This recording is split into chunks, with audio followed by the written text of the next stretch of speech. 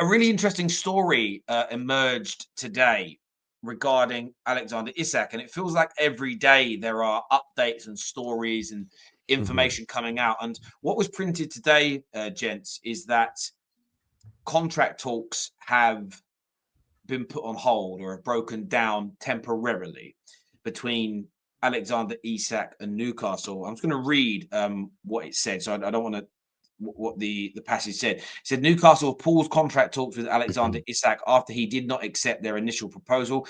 The club are now set to reassess and plan their next move. Of course, Newcastle are not going to give up.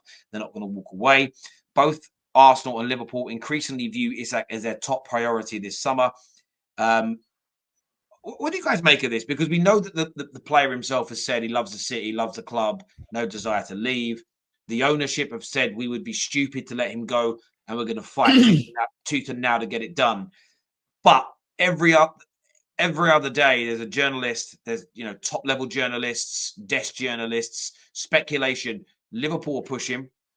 Liverpool are looking, even if they keep Mo Salah, to bring him in.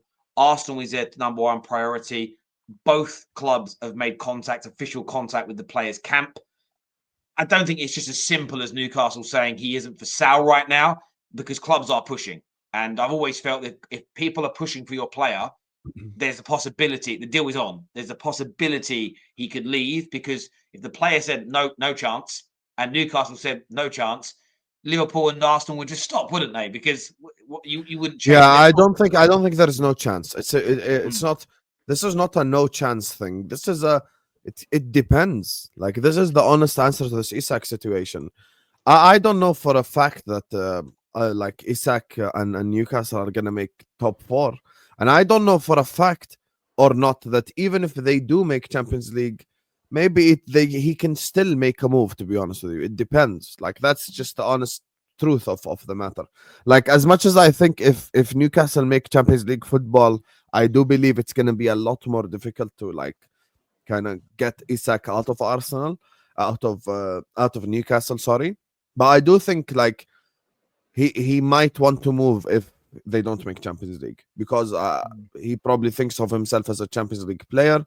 He thinks of himself as someone who's like a difference maker and a game changer and wants to play in the big games, like and wants to play in the big games like at the Bernabeu and at the San Siro, and wants to experience all those things. So because I think of him as that type of player, and he's an absolutely unbelievable striker, like he does need Champions League football to actually get properly rated, like, and get nominated for a Ballon d'Or and stuff like this. So I think it's very important to play Champions League football for Isak. And if Newcastle don't qualify, I think he's off. I really do think he's off. Now, if he does qualify, it gets a bit more interesting. I think he stays then, to be honest with you, if they do qualify for Champions League. So, like, that's what I say. It depends on these next 10, 11 games, what Newcastle do. Now, here's the thing with Newcastle. This is actually quite interesting. It's one of two things. Either winning the Carabao Cup now will, like, give them the push that they need till the end of the season, or the exact 180 opposite scenario happens, which is we won a trophy for the first time in 70 years. Who gives a shit? And you just completely lose focus, and you're completely like just not focused in the games. Two possibilities, two scenarios are possible.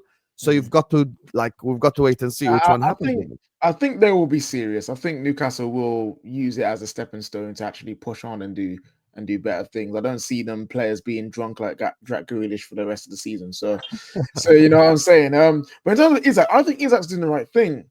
Like just waiting and being patient. Like not everything has to be rushed. Not everything has to be. Oh, we've won a trophy now, so like let's sign the paper. It's gonna be amazing, like for the rest of the year and for the rest of the time I'm here. Like things change in football really quickly, and we're seeing it more and more now. We mentioned Tyler Dibbling. That young man has played like really well this season. You would expect a move for him to a bigger team and to stay in the Premier League. And Southampton are saying 100 million out of nowhere. You know what I'm saying? So players are now considering their futures. Like we'll get on to Trent later, but I think that might be part of do with it. Getting priced out of moves is very real for clubs for players. And when a club is ready to get rid of a player because they don't think they're good enough or they've done something wrong or something like that, the fans, they don't like, oh, but what about the player? Like, what about how he feels? Nah, it's get him out, push him out, send him to the reserves, cancel his contract, accept any offer for him. But as soon as a player's like, actually, you know what? I want to look after myself. I want to think about my personal career and my pathway. It's, oh, he's a snake. He's a disgrace. So you know what I'm saying? So Isak is doing the right thing. He's taking his time and waiting to see where the land lies. Because if he signs that now, and then they don't get Champions League football, and to get out, they're saying 150 to 200 million, he's just screwed himself. Yeah, exactly. That's true. I actually see this. I don't know. I was thinking about this, and I'm like, if Newcastle make Champions League, let's just put the facts. They have on paper the easiest running out of the 3 teams that are in contention, or the 4 teams, or Man City and Chelsea and Newcastle. They have the momentum because they just won the cup. Right? So logically speaking, Newcastle should be making Champions League. If they don't make Champions League football, they have failed in that one, because they have bottled it, because they should be making Champions. If they win the game already, they are 4th. I'm thinking if Newcastle make Champions League football and they are investing in Mbuemo and all the other guys, why should he leave to go to an Arsenal or Liverpool? Newcastle have ownership that are ambition. Newcastle have ownership that are looking to win trophies. They are looking to invest in the team. What is the reason why? And they are looking to offer him a big contract. The only 3 clubs that he might leave, and I'm just going to repeat this, that he might leave for are the Real Madrid, Barcelona, and Bayern Munich, because these clubs are guaranteed to challenge no matter what at their country. Arsenal are not guaranteed to challenge in the next 5 years. They might challenge next season after, but who knows? Liverpool the same. Man City, who knows? If Pep Guardiola leaves in 2 years, what happens? If Newcastle make Champions League, they are on upward trajectory. I think he stays because there is no reason for him to leave, and just there is nobody that is more attractive in England the current moment, especially with the situation at Liverpool. Trent now left. Salah and Van Dijk, we don't know the future. So why would he go?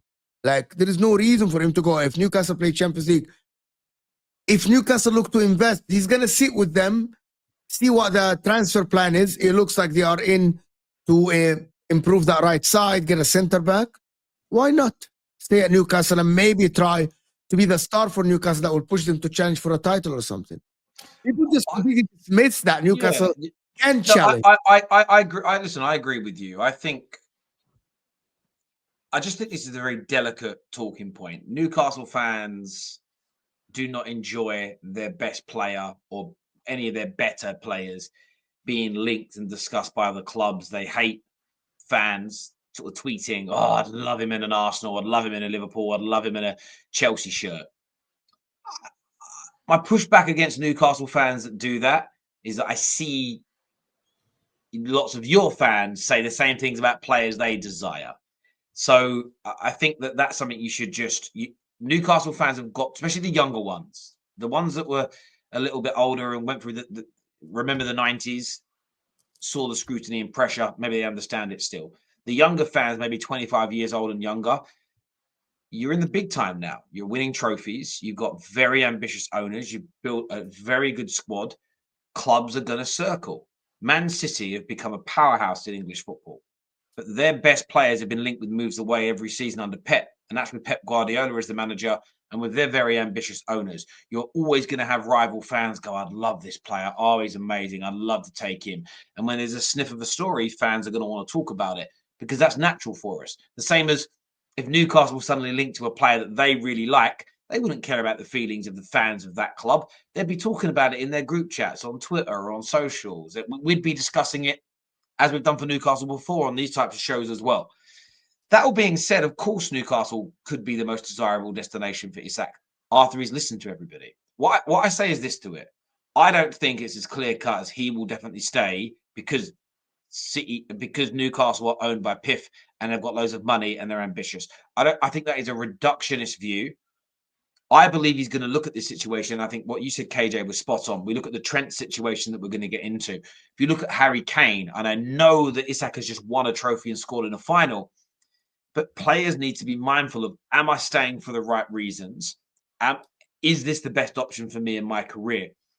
The sensible thing for Isak to do, and I know Newcastle fans will hate this, but it will be to listen, and it will be via intermediaries, but to listen to Liverpool, to listen to what Arsenal are offering, to ask questions internally of what the club's doing, when can they start spending again, how much they're looking to spend, what is the kind of squad they're going to build. And it's right to ask those questions. It absolutely is. Players have every bit of a right to say, how ambitious are you going to be and what are my options elsewhere? Because that's exactly what the clubs do to the players.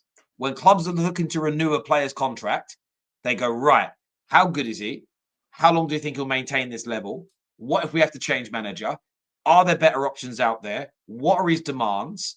That clubs weigh up those things and typically put together a list of alternative options should those conversations break down, or the player, you might start contract negotiations in the August.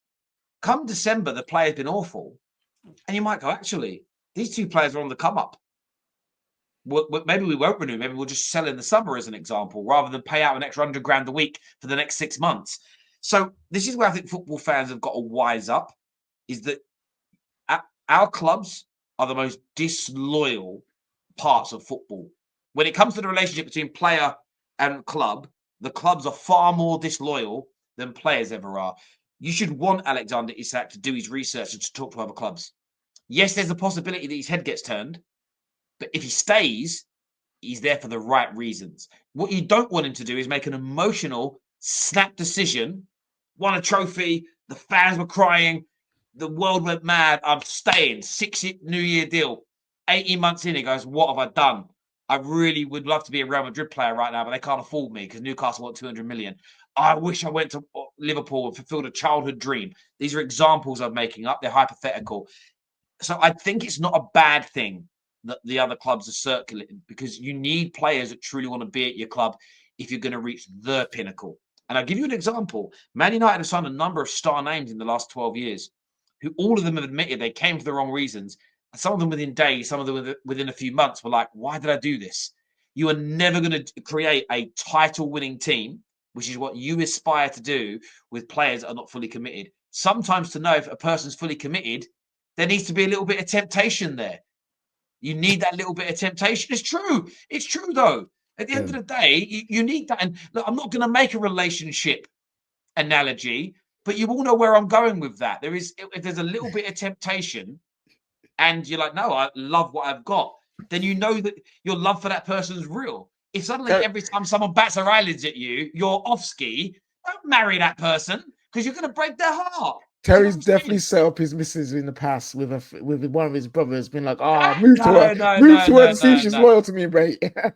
I've always given that advice, though, especially like younger men that have been around, like guys I used to, younger than me in the kickboxing clubs, and my brothers.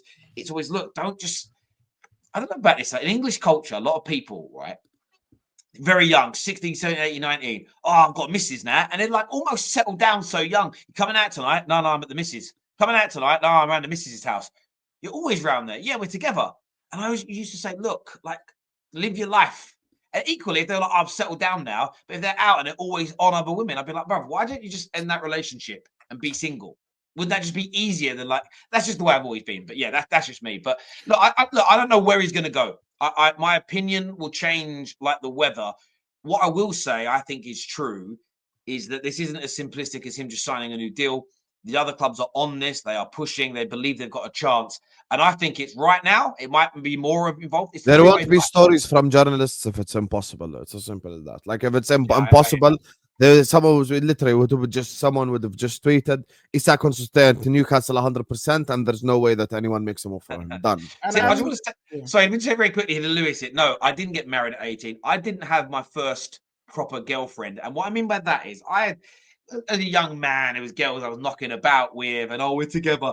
But my first actual, like, serious relationship that I took seriously was when I was 25. I as a young man, I didn't want to be with anyone, in the sense of I wanted to be young, seeing, single, to do what I wanted. And I did a few little short term, like 3 months here, 2 months. I couldn't be dealing with it. I was 25 when I met someone and stayed with them for a prolonged period of time. That's it. I just don't, honestly, I'm not going to go any further on this conversation. But when I see like a 16, 17-year-old getting into a sort of settling into long-term relationship patterns. I just think you poor sod or woman. I just think live your life. You're only young once. Don't waste it sitting at home every day watching what would now be Netflix. I don't know what it was back then. Don't waste your life in young relationships. Live.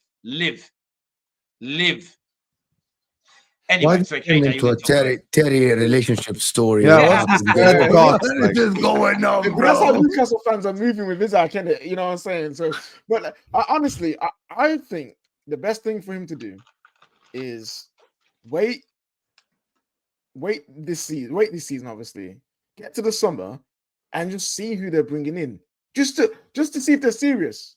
Come June, come July, if they're bringing, I don't know what they need. If they bring in like an Burma for that right hand side and a top tier centre back and maybe a new right back to cover for Trippier, you can sit there and like, you know what? Yeah, I can see where this is going. I might want to stay. Like, he just needs a little. I think there just needs a little bit more signs because everyone's got this automatic assumption that because it's Saudi, it's just going to get work and it's just going to get better.